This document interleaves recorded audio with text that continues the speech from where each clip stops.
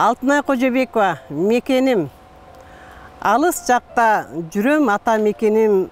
Билдим сенин мага кымбат экенин.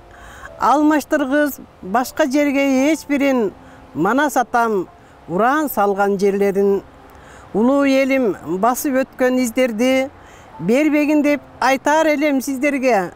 Кереметтүү ала тоолуу кенимди ата бабам мурас кылган биздерге.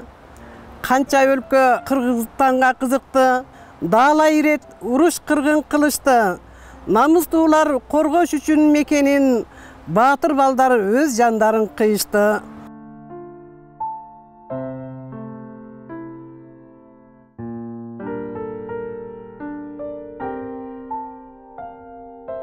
Мугалимдер, алипенин А тамгасын үйрөткөн, ага эже узун жолду көрсөткөн.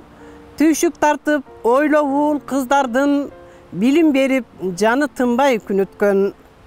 Окуучуга мугалимда байланган, сабак берип эки көзү жайнаган. Түшүндүрүп жүрөктөгү билимин, жеткизсем деп жанын үйрөп сүйлөгөн. Мугалимдер кең пейилдүү асыл жан, кучагына бүт кайгысын жасырган. Жакшы жагын издей берет балдардын, үлгү алса чыгарышка шашылган.